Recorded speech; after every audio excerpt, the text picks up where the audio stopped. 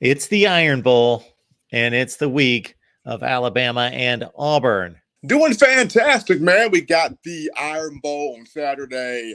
One of the biggest rivalry games of college football. More may argue Ohio State, Michigan, the best one, but Alabama, Auburn, right up there when you talk about what this game means for so many people in the state, so many people in the South, recruiting prowess, all of those things. Coach Saban, 11-5 all time as Alabama's head coach against Auburn, but he's 4-4 all time going to Jordan Hare. So that particular environment has given Saban some problems in the past, including 2013, 2019, and 2013, 2017. In 2019, where Alabama was in play for an SEC championship, but got toppled by Auburn and could not compete, for an SEC title. So Jordan Hare has been kind of a thorn in Saban's side at times, and he understands that I'm going back there again for the 9th time in my coaching tenure here at Alabama. So the execution needs to be done. I guess the wisdom of Paul Bear Bryant certainly shows us something there, because he refused to go on the plains and play a game. So he knew something. He did. I mean, it's a tough environment, Mark. I mean, I was there twice. I was there 2019, where Mac Jones had the 2 pick sixes, but threw for 4 touchdowns, did everything he could to put that team in position to win. Unfortunately, I was on the field where Joseph Belovis missed a 48-yard field goal, conked it off the right upright, and you lose 48-45. The people stormed the field, and I almost got trampled on. And then I remember, 2021, a few years later, I'm there again. It's Bryce Young this time, and on a final drive on a late drive in the 4th quarter, you tie the game at 10, and the game goes into 4 overtimes before you win 24-22. So it's a crazy environment to play in. Hey, Stephen, you kind of set it up where this rivalry hits home on 2 different levels. One would be, the 2 buddies at the factory or the office, or the aunts and the uncles, the cousins and the bragging rights and all of that. But then you also have the impact that this has off the field in regards to recruiting, and kind of shape that up for us in regards to what this 23 matchup means. It's huge because Hugh Freeze back in the SEC after 4 years at Liberty, 2019 to 2022, and we saw the success that Freeze had at Ole Miss. Whether you look at it as him cheating or him not cheating, he had success there at Ole Miss. That's the proof in the pudding right there. So he comes back to the SEC, goes to Auburn, and the Auburn fan base was extremely excited when the hire was made, somebody to replace Brian Harsin. And if you look at it, the talent bed of recruiting has returned to the state of Alabama. 4 and 5 stars everywhere in the state now, and not just the 7A high schools, but the 6A and the 5A high schools as well. And Hugh Freeze knows, even though we haven't had the season we would like to have it started off, we got to also understand that Brian Harsin didn't leave Hugh Freeze much to work with.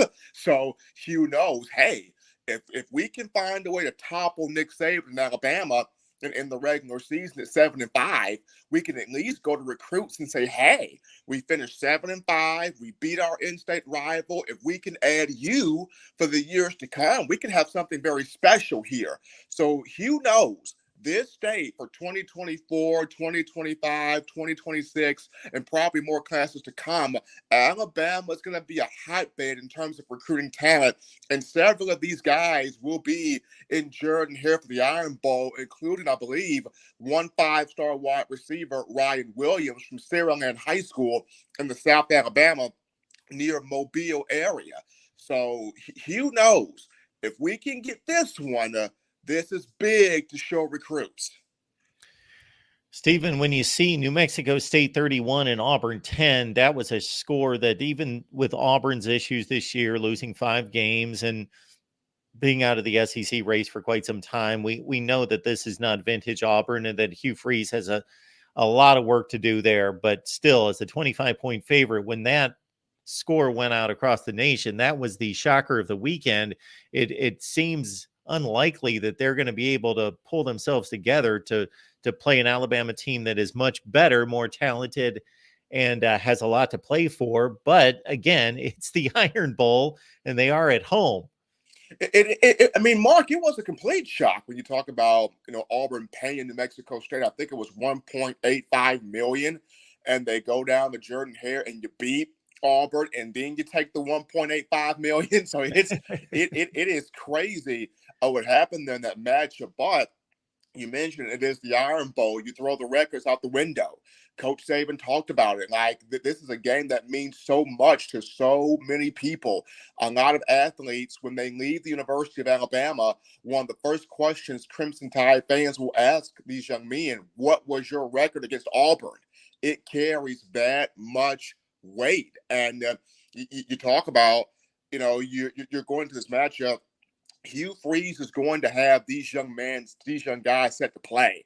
There were several Alabama players I spoke with, and I'm like, well, they lost to New Mexico State, and when these same former players go, well, Stephen, Auburn's going to play like the 2008 Patriots when they face Alabama, or they're going to play like the 1972 Miami Dolphins when they face Alabama. It's something about that Iron Bowl. Auburn can be 0-11, but then let Alabama roll around. They find a way to know how to play football at that moment and at that given time. There's been so many moments in years past where, Auburn comes in not expected to win, shouldn't win, and they find a way, to win, whether it's at Jordan Hare or whether it's at Tuscaloosa. So Saban knows it. The players of this team, they know it. So they're locked in for it. And it's an Auburn team that has had all sorts of issues trying to throw the ball downfield, whether that be from an efficiency standpoint or certainly an explosive standpoint. Peyton Thorne did go 15 of 19 against New Mexico State, but again, little out of the passing game in regards to big chunk plays. Jarquez Hunter's one of the best backs in the SEC, but he needs some help. He only had 8 carries in that game. So I got to think a huge key is that Auburn can't get behind in this game. They cannot get into any kind of shootout or try to play catch up with their limitations. And as long as Bama gets off to a strong start and controls the game, that they should be in good shape. Right. I think the biggest thing for Alabama is going to be you can't have the self-inflicted mistakes, especially on the road with that crowd. The crowd at Jordan Hare, they just want anything to hang their hat on, anything to be hopeful about, anything to be excited about. So if you're Alabama, you can't have the penalties. You can't get behind but down in distance, especially first and second down. You can't have the pre-snap issues. And then most importantly, on special teams, you can't have the mistakes in terms of securing the ball, especially on punt return. Kool-Aid McKinstry has had some issues this season with muffed punts. You cannot have muffed punts in this game because momentum is a valuable thing. And Hugh Freeze knows if I can grab some momentum and get my guys believing that, and this crowd believing we can take care of Alabama, we can beat Alabama, and we can use this for recruiting, then Hugh is going to use that. So if you're Alabama, you can't afford the muffed punts. You can't afford the mental errors, the miscues. You got to play as much of a clean game as possible, a strong start, but even more so than that, a clean game. Stephen, it's the Iron Bowl, so I got to ask you 1 or 2 players that a national audience needs to look out for. 1 or 2, and these are all guys that are from the state of Alabama, so they know how big this game is. Number 1, Tim Keenan from Birmingham on that defensive line, nose tackle, has had a phenomenal season. Dropped 28 pounds. He's now playing at 315, the healthiest he's ever been. He has turned it on this entire season, especially as of late. He was one that Auburn recruited heavy in that 2021 class, if I'm not mistaken. So here's Tim Keenan with a chance to show himself in this game. And another guy offensively, Roydell Williams. Big game from him, from Hueytown, Alabama. Another guy in that 2020 class that, Auburn recruited hard, but he chose to come to the University of Alabama. Roydell's been playing his best ball as of late as well. And an intriguing name is Malachi Moore. Kevin Steele, who's Alabama's defensive coordinator now, was Auburn's DC in 2020, and Kevin Steele was hardly recruiting Malachi to come to Auburn. Malachi ends up going to Alabama. So look at how this is aligned. Now Kevin Steele back at Alabama for his third stint coaching Malachi Moore.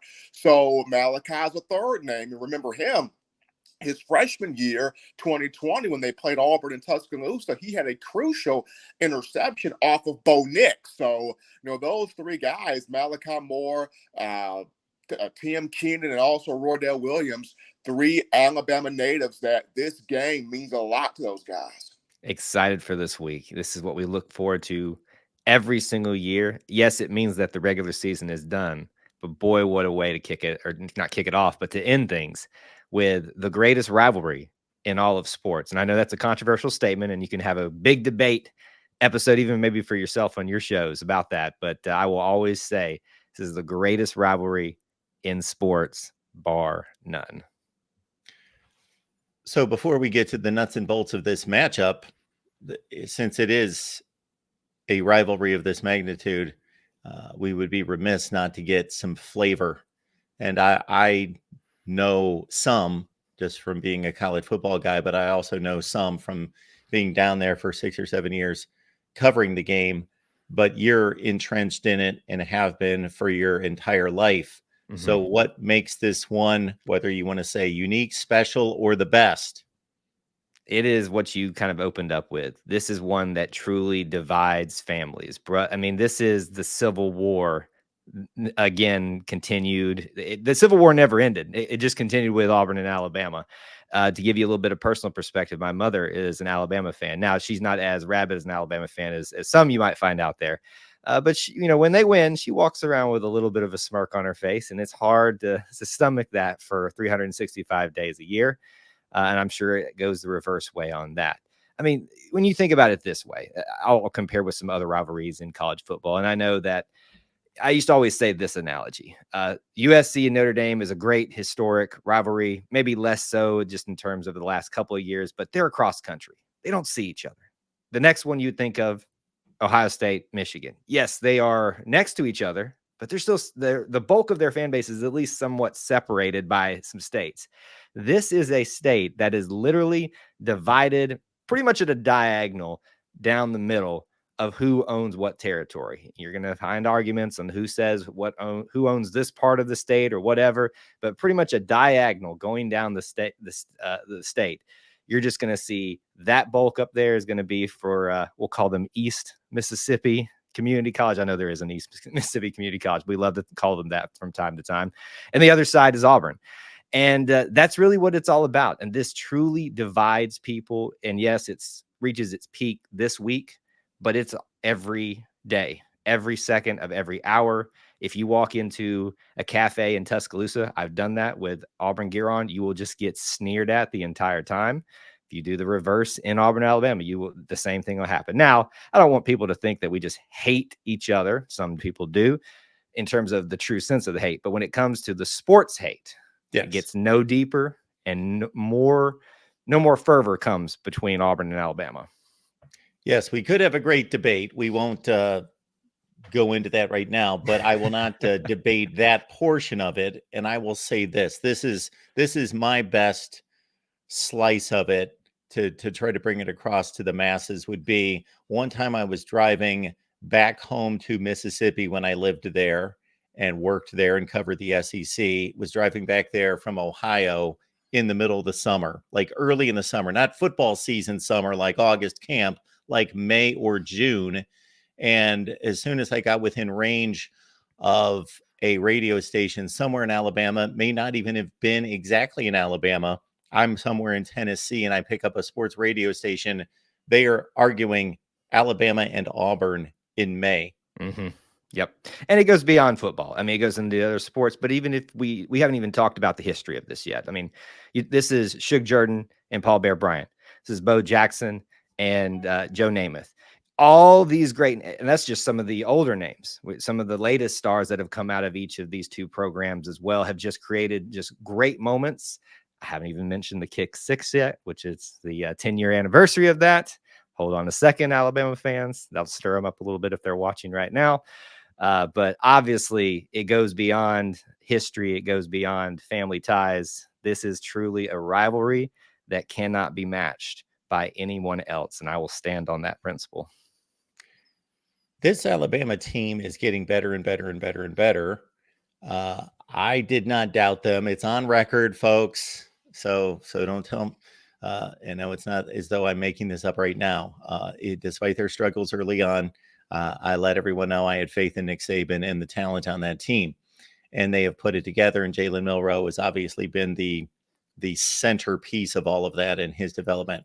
Auburn, on the other hand, with last week's showing, which again, the score made its way across the nation and everybody took note, and I was surprised. And even though, as I mentioned to you, we had our guy Brent Beard from First Coast News who said, yeah, look out for this upset. So Auburn doesn't seem to be playing its best football based on that result and some other results, Texas A&M and others. And then we've got also, the passing game. Let's start with the passing game. It's just been deplorable. I'll put that word on there. You look at Peyton Thorne's numbers from last week. They don't look bad, but they just, they weren't getting anywhere. Completing a lot of passes, not getting anywhere. And, where is the path to victory here from a strategic standpoint? There's so many ways you could answer that question. I'm not going to sit here and say that Peyton Thorne has been a hot and cold answer at quarterback for Auburn this year. At times he's looked at every bit of the expectations that we had for him, maybe less so than some people wanted. But then there's times where it just doesn't seem to be put together. And interestingly enough, it seemed to be correlating when we were on the road where those struggles would happen more. But this happened against what should have been an easy game against New Mexico State in Jordan-Hare Stadium. So to me, it's beyond, Peyton Thorne's not the answer. That's the easy answer everyone goes to. I mean, this is truly just an offense that has not found a foundation that it can fall back upon when things aren't going the right way. People obviously lump everything on the quarterback. I saw a quarterback that was running for his life the entire night, was under duress, especially in the first half, against a pass rush, and was trying to find some room to be able to stand up and throw probably more deep passes than he would have liked. He's thrown a couple of really beautiful deep balls in his time at Auburn thus far. And then there's, maybe not in this game, but there's games where he's been on fire. The offensive line is doing great for him. And then balls are hitting the wide receivers in the hands and just dropping them. I think there was a couple in this game now that I'm thinking about it. So it's beyond the quarterback. The passing game, as you said, especially in the last game, deplorable. It's really been the question of how Auburn is going to perform in a game is basically how the passing game is going to go. If it's not good, it's not going to be good for Auburn. You can't have that happen against Alabama this week.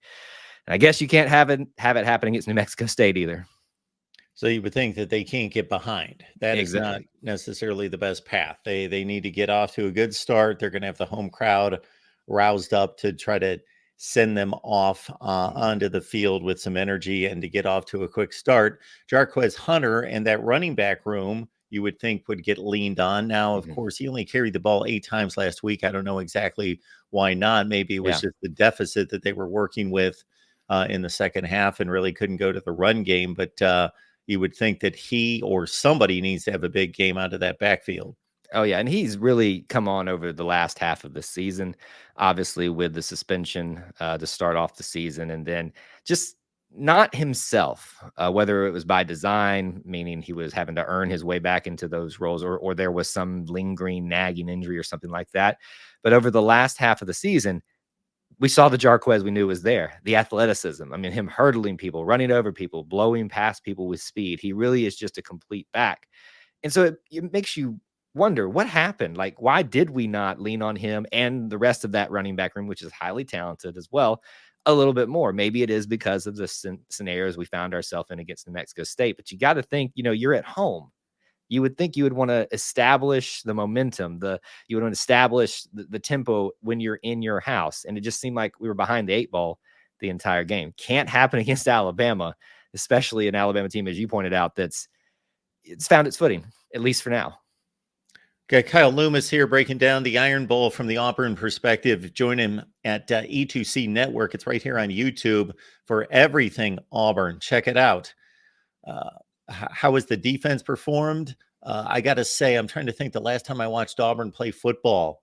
When teams fade off the scene, Kyle, they go off my radar in regards to, except for looking at a box score and a recap. I've seen them a few times this year, but earlier this season, how has the rest of the team progressed and developed, or maybe failed to do so?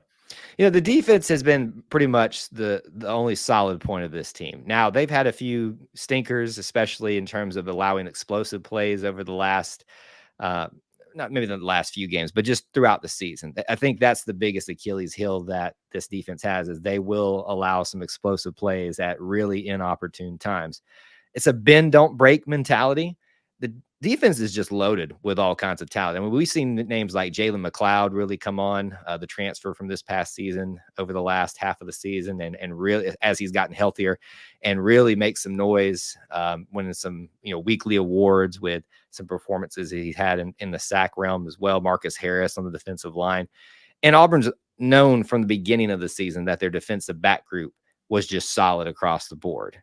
Jalen Simpson started off the season basically having an interception every single game, or causing another interception by making a great hit and setting somebody else up to get an interception.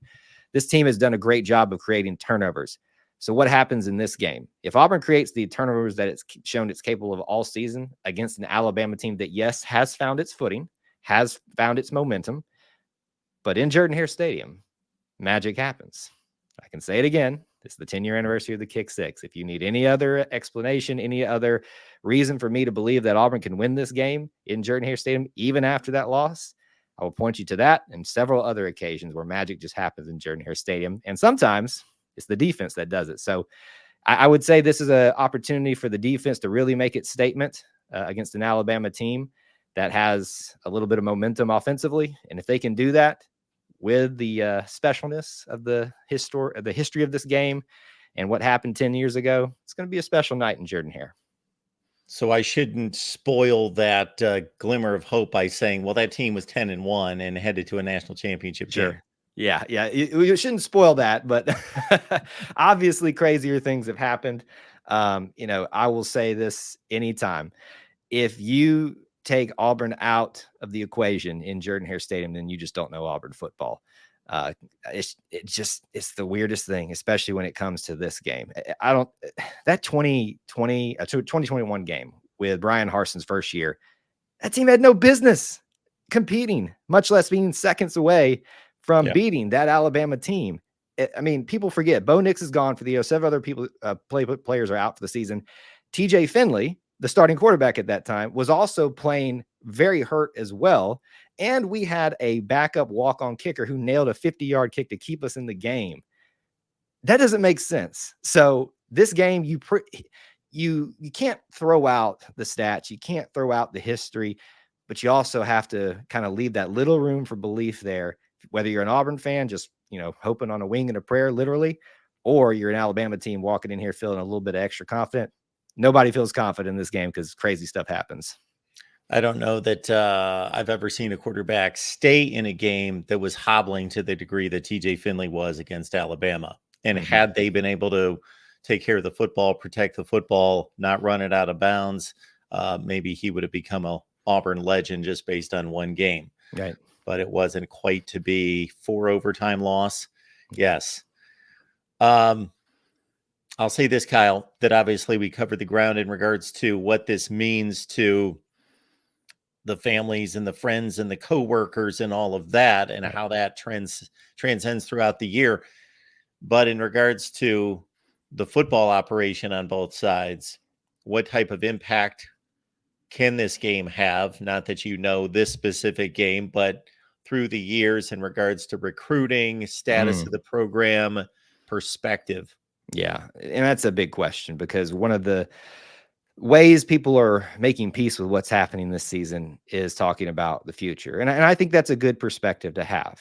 For those Auburn fans that had convinced themselves that we were going to have another magical 2013 season and a first-year head coach, I tried on our shows. Every time I would see someone say that, don't do that to yourself. Here we are sitting at 6-5 with the potential of being 6-6. This game, does it erase a New Mexico State loss? In some ways it does, but if you get the win, but it does kind of help you in terms of mentality, realize, all right, we're not as bad as we thought we were. In terms of recruiting, that's really where you look towards the future. This team needs to show that it can compete with the best in the SEC, and Alabama is among those still. And so what you can do is not just promise people opportunities. All they need to do is look at what happened against New Mexico State and see that there is ample opportunities to play early at Auburn.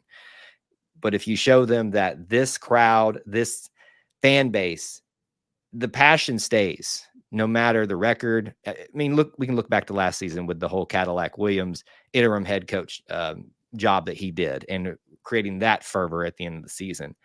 This can do so much in terms of showing not just recruits, but recruits that are highly regarded and could have opportunities anywhere else. Not only can I play early here, but wow, if this is how big these fans respond to a game where they're just basically trying to get out of a bad bowl game at this point and get maybe a slightly better one, imagine what happens if I come here and I contribute to a potential national championship team, which this program historically has shown that it's fully capable of. So is this a game that immediately changes your perspective and the trajectory of your program? No, but what it does in terms of maybe recruiting with a big list of people, I'm sure, coming to the Iron Bowl this week. Yeah, this is important, not just for getting the sour taste of New Mexico State out of our mouth and the trend that this rivalry has taken, but what can happen in the future. It is the Iron Bowl. It is classic. It is college football at its finest in regards to pageantry, tradition, history, all of it wrapped up into one. And yes, there is something different about the game on the Plains and Auburn's fighting chance for that reason alone.